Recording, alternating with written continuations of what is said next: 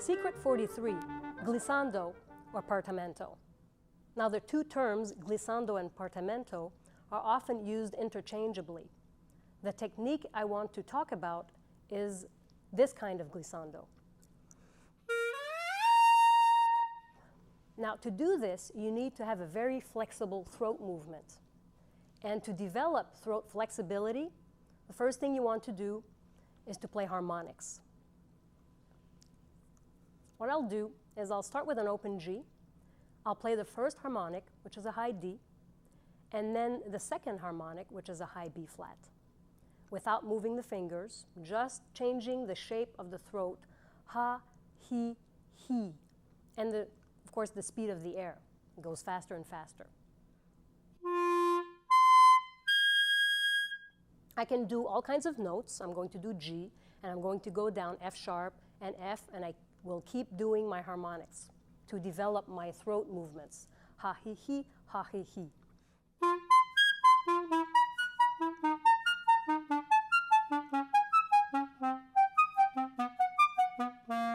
And so on.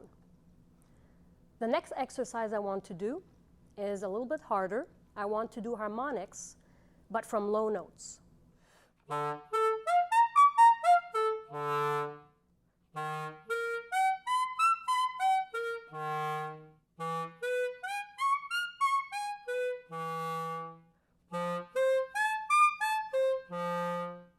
Another really good exercise is to do harmonics from the high D, which is an open G, and glissing with your throat a half step at a time. So I'm going to start on a high D, which is open, first harmonic of G, and I'm going to attempt to go to C sharp, and then I'm going to go back to my D, and then go down to my C, and so on.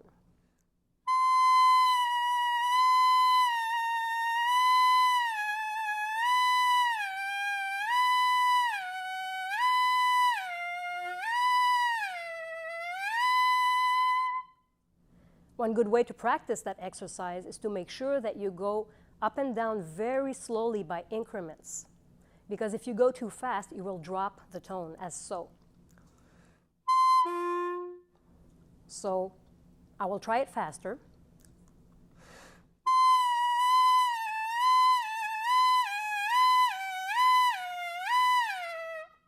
So now I practiced 3 exercises to improve my throat flexibility. And that is really the secret for a good glissando. I'm going to do now a C to C glissando.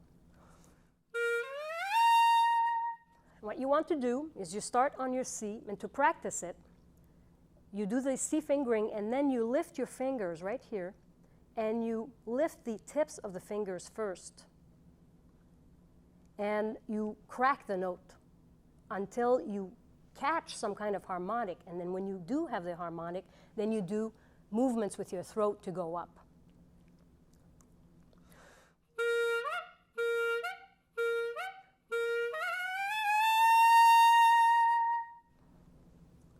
So what I want to make sure is to not do my movements with my throat too quickly. So I will do my fingerings a little bit, and then when I reach the C, with my fingers, the position in my mouth will be the equivalent of a B.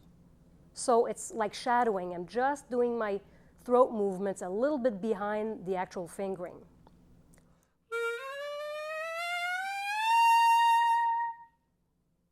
Now basically, I'm moving my fingers, but I really don't need to.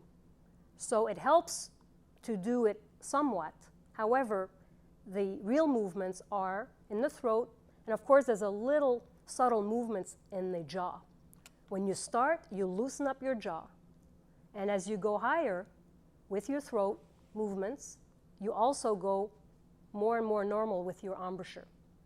So a glissando from C to C will pretty much feel like this with my mouth. Like this. So one thing to practice, which is quite difficult, is glissandos in the bottom register. So this is a little bit of throat, but very much of jaw and finger movements.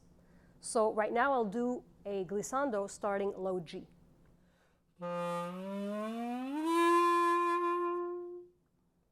To do a glissando in a low G and going up, I really find some kind of order with my fingers.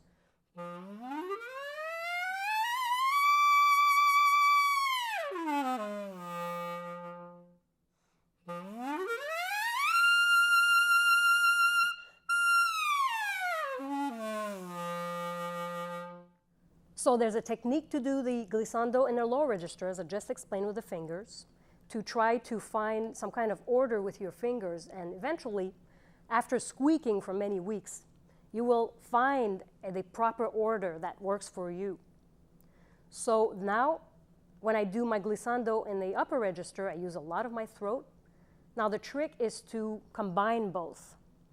If I play a low register glissando and I want to connect it to a mid register, to a high register, I have to combine all these techniques. I'll start with the fingers and the jaw, and then I'll move to closing the throat a little bit, and then I'll do a few fingerings in the throat tones, and then I'll try to catch that harmonic that I was speaking about, and then I will do my throat movements and hope for the best. So that was Secret 43, Glissando.